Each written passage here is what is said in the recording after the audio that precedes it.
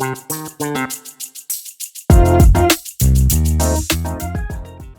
Up everyone, welcome back to the channel once again. तो students, आज हम इस वीडियो में देखने वाले हैं कि कैसे आप खो खो गेम को प्ले कर सकते हैं। आप बिगिनर्स हैं और आपको नहीं पता है कि गेम जो है कैसे प्ले किया जाता है, तो आज हम इस वीडियो में बेसिक से बेसिक स्टेप को जानेंगे। तो चलिए students, without any wasted time let us start the video.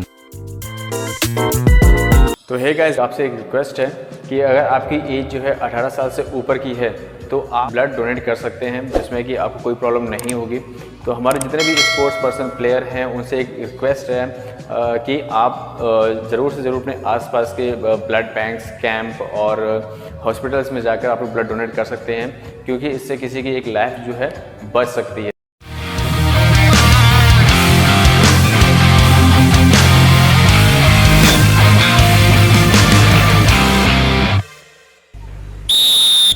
तो स्टूडेंट्स, यहाँ पर गेम की शुरुआत जो है एक लंबी विसल के साथ होती है और इसके बाद जो है गेम हमारा स्टार्ट हो जाता है। लेकिन उससे पहले आप सभी को पता होना चाहिए कि आपके रनर जो है कि 3 पहले जो प्ले करते हैं, देन उसके बाद जो उनके 3 बैचेस बने होते हैं उसमें वो खड़े रहते हैं। टोटल मिला के 9 प्लेयर जो हैं रन करते हैं और 9 प्लेयर ही आपको चेजिंग करते हैं, जैसे कि देख पा रहे होंगे। तो अभी जो है विसल के साथ गेम स्टार्ट हो चुका है। बाकी फर्दर डिटेल अगर हो तो आप प्लेलिस्ट में जाके देख सकते हैं, उसमें और भी बहुत सारे रूल्स जो हैं वो मैंने बताए हुए हैं, आप उसमें देख सकते हैं। इस गेम को प्ले करने के लिए सबसे ज़्यादा आपको आपकी एंड्योरेंस और स्ट्रेंथ दोनों ही चाहिए होती है। एंड्योरेंस इसलिए क्योंकि ये जो गेम होता है ये बहुत फास्ट गेम होता है। इसमें आपको 1 सेकंड में उठना होता है और 1 सेकंड में ही दौड़ना होता है, मतलब जैसे ही आपको खूब मिला वैसे ही आपको दौड़ना है। और रनर का काम फिलहाल यही है कि उसको दौड़ना ही है कंटिन्यूसली। इसमें आप टारगेट भी आप इसमें टारगेट भी होते हो, तो इसलिए आपको और तेज़ी से और दौड़ना होता है। जैसे कि आप देख पा रहे होंगे कि जो बच्चे हैं वो खेल रहे हैं और ये गेम जो है बहुत फास्ट गेम है कि इसमें खूब तेज़ी से पास करना होता है, क्योंकि इसमें सारे बच्चे जो होते हैं अल्टरनेट फेसेस करके बैठे होते हैं। और इस पे बाउंडेशन एक ये होती है इसमें कि आप टर्निंग पॉइंट आप नहीं ले सकते हो, जिसको हम डायरेक्शन बोलते हैं। और डायरेक्शन का सबसे बड़ा विड्रॉ यही होता है, या इसका ड्रॉबैक यही होता है कि आप जो है इसको पीछे मुड़ के नहीं दे सकते और पीछे की तरफ जा भी नहीं सकते हो।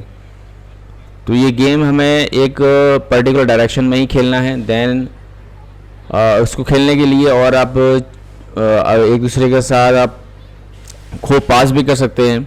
जैसे आप देख पा रहे होंगे ये सारे बच्चे जो है आपस में खूब पास कर रहे हैं चेन पास के थ्रू। अगर आप आपके बगल में बैठे हुए प्लेयर हैं, आप उसको तेज़ी से पास करते हुए जा रहे हैं तो उसको चेन पास बोलते हैं।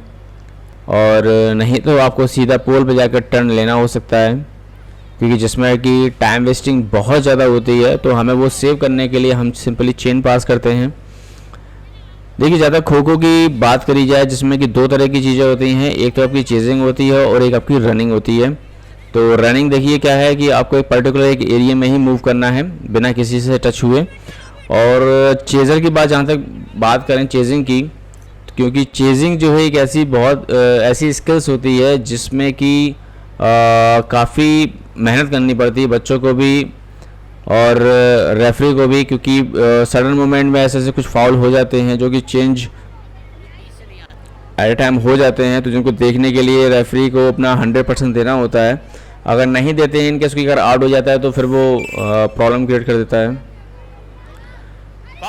तो देख सकते हैं कि बच्चे जो हैं चेजिंग कर रहे हैं, चेजिंग करने के बाद डायरेक्शन का यूज़ कर रहे हैं और फिर चेन पास कर रहे हैं। आप देख ही सकते हैं कि इनका जो गेम है कितना फास्ट गेम चल रहा है। और ध्यान रखने वाली इसमें बात एक चीज़ और होती है, इसमें आपको टारगेट को लॉक करना होता है। अब ऐसा नहीं है कि आप किसी भी प्लेयर को यहाँ से वहाँ दौड़ रहे हैं और छूने लगें किसी को भी। अगर ऐसा करेंगे आप तो जो आपका टारगेट प्लेयर जो पहले था वो रेस्ट करने पर चला जाएगा, क्योंकि रेस्ट ले लेगा वो। तो जो थक गया है आपको उसी को ही टारगेट लेना है, क्योंकि वो इसमें आपको आसानी से आउट कर सकते हो आप उसको। अदरवाइज़ आप ऐसे पूरा गेम खेलते रह जाएंगे तो आप किसी को भी आउट नहीं कर पाओगे। तो बेटर है कि आप किसी न किसी टारगेट को लेके चलें। अगर आप टारगेट को लेके अगर नहीं चलते हैं तो आउट करना पॉसिबल नहीं हो पाएगा। तो सिंपली देखिए कुछ चीज़ें होती हैं, जैसे कि देख लीजिए आपको एक तो जब चेजिंग कर रहे होते हैं तो फिलहाल अभी बेसिक रूल्स समझ लीजिए चेजिंग के बारे में। कि अगर आप बैठ गए हैं, बैठने के पहले तो सिटिंग पोजीशन जो थी सही रखिएगा। दोनों पैर जो हैं सिटिंग ब्लॉक के अंदर रहना चाहिए और दोनों आपके हाथ जो होते हैं वो सिटिंग ब्लॉक के बाहर होने चाहिए। और आपके सामने जो लॉबी जा रही होती है उसमें हाथ नहीं रखना है, उसके बाहर आउटसाइड की तरफ ही रखना है, ये बात ध्यान रखिएगा। और दूसरी चीज़, जब आपको खो मिलता है या फिर उठते हैं तो जब तक प्रॉपर आपको खो ना मिले तब तक आपको नहीं उठना है। अर्ली खो में वेकअप नहीं करना है, नहीं उठना है, नहीं तो फाउल हो जाएगा। और आपको खो प्रॉपर खो बोलना है और आपका पैर जो है उसके पीछे होना चाहिए। और उसके बाद जब आप उठते हो तो आपको डायरेक्शन लॉक करना है कि अगर राइट साइड जा रहे हो तो राइट साइड जाइए, लेफ्ट साइड जा रहे हो तो लेफ्ट साइड जाइए।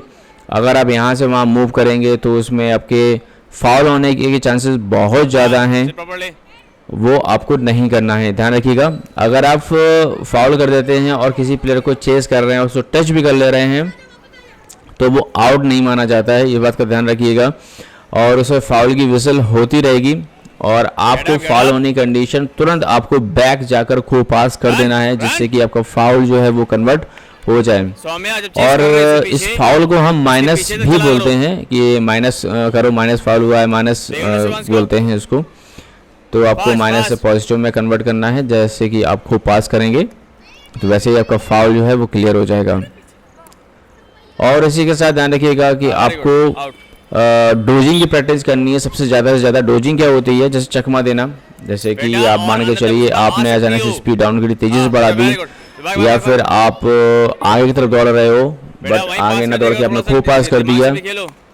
तो जैसे आपने कभी बचपन में पकड़म पकड़ा या फिर बर्फ पानी खेला अगर होगा, तो जैसे ये पकड़ने के लिए स्ट्रेटजी अपनाते थे वैसे ही इस गेम में भी करना है आपको। तो जिससे कि आपकी जो कह सकते हैं टेक्निकली आउट करने की कैपेसिटी या फिर आपका इंटेलिजेंस वर्क वो और इम्प्रूव हो जाएगा, तो जिससे आपकी चेजिंग की प्रैक्टिस बहुत अच्छी हो जाएगी।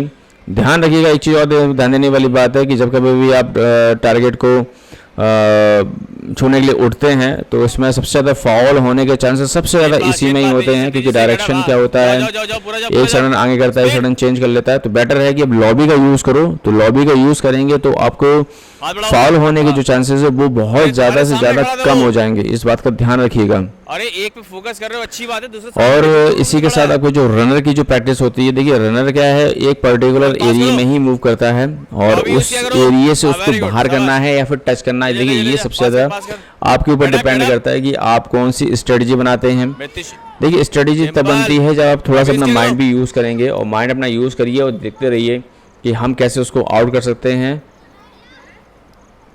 और रनर के लिए तो सबसे पहला यही पॉइंट है कि उस पूरे एरिया मूव करना है, वो कहीं भी किधर भी मूव कर सकता है, डजंट मैटर कि वो कहीं जा रहा है। बस ध्यान रखें रनर भी, क्योंकि रनिंग करते समय जो है वो अपने ग्राउंड से कॉन्टैक्ट अगर छोड़ देता है तो वो ऑटोमेटिकली वो आउट हो जाएगा, इस बात का ध्यान रखें रनर भी।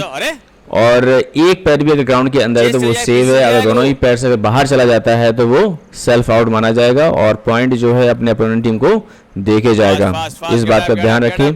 बाकी और गेम्स में बहुत सारी टेक्निकल और बहुत सारे रिस्ट्रिक्शंस हैं, फिलहाल वो आपको समझने की इतनी जरूरत नहीं है, क्योंकि आप बिगिनर से अभी स्टार्ट करिए अब गेम को। धीरे धीरे जैसे जैसे आप गेम खेलते जाएंगे वैसे वैसे आपको रूल्स के बारे में पता होते जाएंगे।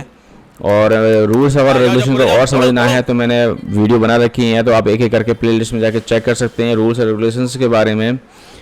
और भी फिर भी अगर कोई चीज़ अगर आपको समझ में ना आए तो आप कमेंट सेक्शन में कमेंट जाके करिएगा, तो रिप्लाई आपको दिया जाएगा। वैसे तो ये गेम बहुत अच्छा गेम है, अब ये जो है नेशनल लेवल से भी आगे बढ़ने की तैयारी में है। ये अभी तक फिलहाल ये नेशनल लेवल पर ही खेला जा रहा है, कोशिश हो रही है कि इसको इंटरनेशनल लेवल पे भी लेके जाया जाए, जबकि काफ़ी अच्छा है। देखिए इस गेम में क्या है, आपकी रनिंग की, आपकी स्ट्रेंथ की, आपकी एंड्योरेंस की, आपकी फ्लेक्सिबिलिटी की, एवरीथिंग इसमें जो है सब कुछ यूज़ हो रहा है। देखिए एक तो रनिंग यूज़ होती है आपकी, एक तो आपकी कबड्डी की जो स्टेप्स होते हैं वो हो जाते हैं, डाइव की प्रैक्टिस हो जाती है। मतलब मैंने बोल रहा है जब आप इस गेम को खेलेंगे ना तो बहुत अच्छा लगेगा आपको ये गेम खेलने में। सो एंजॉय करिए। और बाकी के बच्चों के गेम जो है भाई, हालांकि बच्चों के गेम वगैरह जो है अभी और स्टार्ट हो चुके हैं अपने अपने स्टेट्स में, डिस्ट्रिक्ट्स में। एंजॉय करिए गेम को। और अगर कोई इंक्वायरी अगर होती है तो कमेंट सेक्शन में जाकर कमेंट करिएगा और रिप्लाई आपको दिया जाएगा। Thank you guys.